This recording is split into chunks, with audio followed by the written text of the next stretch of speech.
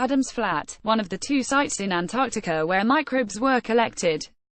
Credit Phil O'Brien. Scientists have discovered that microbes in Antarctica have a previously unknown ability to scavenge hydrogen, carbon monoxide and carbon dioxide from the air to stay alive in the extreme conditions.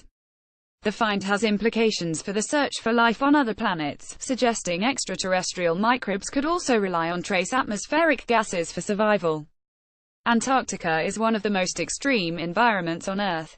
Yet the cold, dark and dry desert regions are home to a surprisingly rich diversity of microbial communities, says study senior author and UNSW scientist Associate Professor Belinda Ferrari. The big question has been how the microbes can survive when there is little water, the soils are very low in organic carbon and there is very little capacity to produce energy from the sun via photosynthesis during the winter darkness.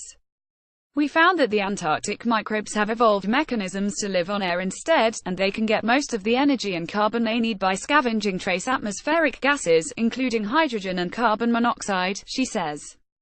The Australasian-based study, by researchers at UNSW, Monash University, the Australian Centre for Ecogenomics at the University of Queensland, GNS Science in New Zealand, and the Australian Antarctic Division, is published in the journal Nature.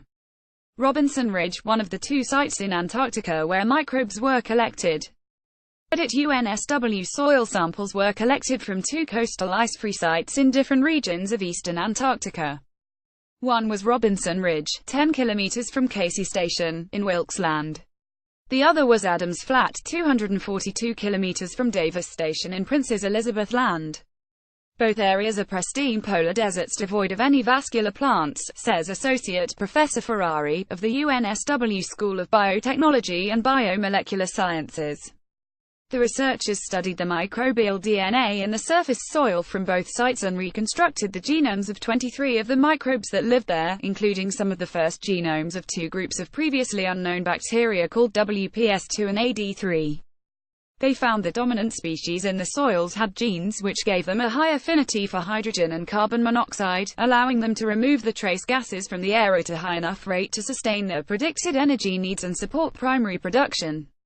This new understanding about how life can still exist in physically extreme and nutrient-starved environments like Antarctica opens up the possibility of atmospheric gases supporting life on other planets, says Associate Professor Ferrari. Most organisms use energy from the sun or the earth to grow. More research is needed to see if this novel use of atmospheric gases as an alternative energy source is more widespread in Antarctica and elsewhere, the scientists say.